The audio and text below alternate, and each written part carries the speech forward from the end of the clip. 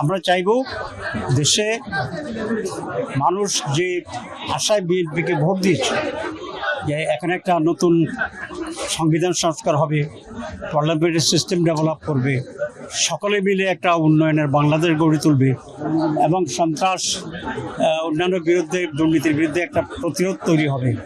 কিন্তু আমরা এই কয় মাসে বিএনপির কাছ থেকে সে ধরনের কোনো ভূমিকা আমরা দেখছি না। সেই জন্য মানুষের ভিতরে কিছু হতাশা কাজ করছে। আমরা ইনশাল্লাহ একটা শক্তিশালী কনস্ট্রাকটিভ বিরোধী দল হিসাবে 7 তারিখ থেকে যে বাজেট অধিবেশন হচ্ছে, সেখানে আমরা আরও ভাইব্রেন্ট এবং আরও বেশি ইফেক্টিভ এবং অ্যাক্টিভ ভূমিকা পালন করব ইনশাআল্লাহ।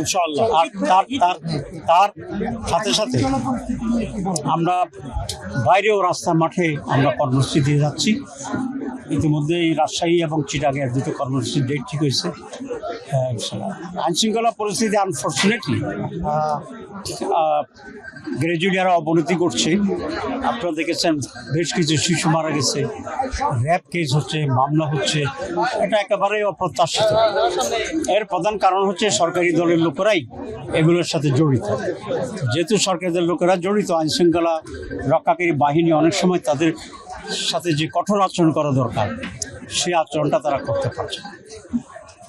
আমরা পার্লামেন্টে সেই ইস্যুটাকে নিয়ে আসবো এবং পার্লামেন্টের বাইরেও যেহেতু যারা সরকার গঠন করছে এরা একসাথে কাজ করেছে, আমাদের কথা বলার সুযোগ আছে।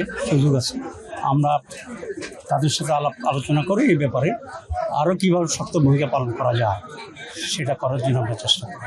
ব্যর্থ সরকার বলতে চাই না, it is too early to say. কিন্তু যদি এই প্রক্রিয়া অব্যাহত থাকে তাহলে তাদের ব্যর্থতা মানুষের কাছে আরও পরিষ্কার হয়। তখন ব্যর্থ সরকার আমরা না বললেও মানুষ এটাকে ব্যর্থ সরকার হিসেবে ট্রিট করবে, যেটা দেশের জন্য অত্যন্ত মারাত্মক পরিস্থিতি তৈরি করতে পারে। আমরা বিএনপি প্রধানমন্ত্রী এবং সরকারের প্রতি অনুরোধ করব যে মানুষ এখনও ধৈর্য ধরছে, এই সময়ের ভিতরেই এগুলো চিহ্নিত করে আমাদেরকে ডেভেলপমেন্টের দিকে যাওয়া দরকার।